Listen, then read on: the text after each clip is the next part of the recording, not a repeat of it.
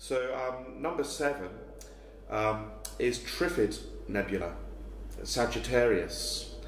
Now Trifids, the word Trifid, or the plural Trifids, will conjure up in almost everyone's imagination the famous book, and then made into a movie, The Day of the Trifids. There's no escaping it. But I would assume that the Trifid Nebula was named that a long, long time before that book. It's a Messier object, but I can't remember which number. It's divided into 3.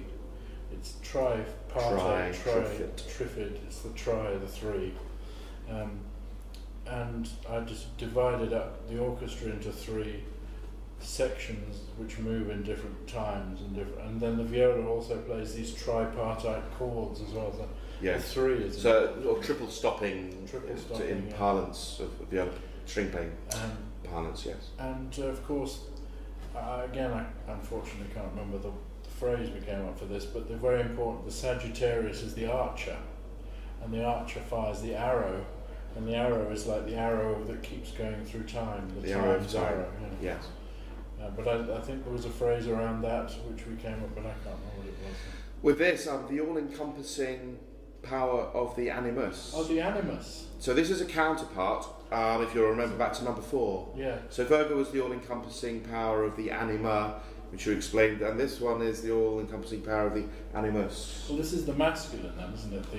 The arrow, the forward gesture, rather than the receiving gesture of, well, it's a sucking gesture with a black hole, but that receiving thing of the anima.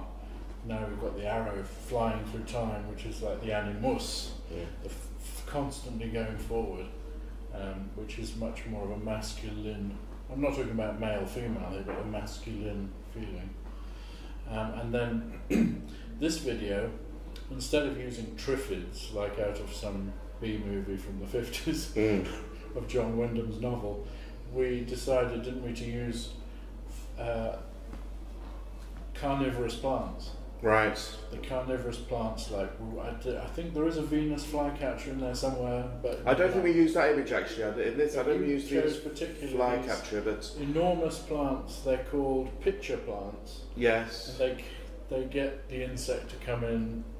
They stick. They fall down into the water, and then they go. Yes. I mean, when I saw them, and I mean, this is a very brass-heavy piece. It has all the regular brass instruments, I believe, you'd use in a conventional orchestra. Is that correct? Euphoniums, it has, tubas, but it has trumpets, horns, and trombones. And of course, one of the images we used of one of these plants happened to be yellow.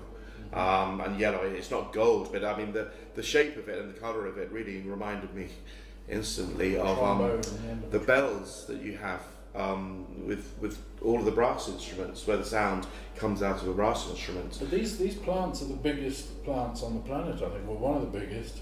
They're huge and they fill with water, and then that traps the insects into it. And there's a rather tragic scene in which maybe one insect was harmed in the creation of these videos, but the poor thing falls in and probably drowns and gets digested. But the reason I think partly why we chose these plants is they could be alien. It could come off a planet we've never even found before. Yes. They look like alien beings almost. They're not like, you know, a lily or a dandelion. No. They're completely different looking creatures. So that's why I think we chose them. And I think, I mean, so Trifids, it's interesting that a lot of people realise that there are such plants in the plant kingdom, but actually, a lot of the time, forget that. Yeah. And actually, even doing this video, I sort of reminded myself, oh yes, there are plants which behave like animals and catching their prey. With in the Venus flytrap's case, something which is like a jaw and a mouth. It's a trap, isn't it? Really? Quite incredible phenomena in nature. But again, just that image was too strong to resist, and so any consequent association with the Trifids, as in the Day of the Trifids, is very hard to avoid in this. But I think in the spirit of marrying of sound and image in this project, I think it's actually turned out to be a very effective video, and again, one which ranks alongside the other 8 musically, in terms of of its course, quality. it's probably formally the most simple.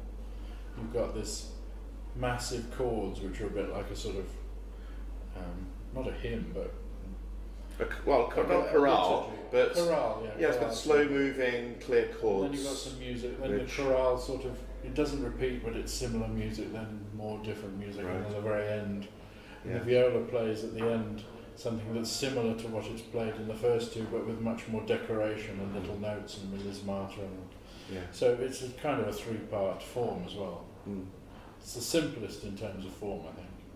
Yes, agreed. And again, just in terms of the viola, just one A4 page as opposed to two, which a lot of the other pieces are.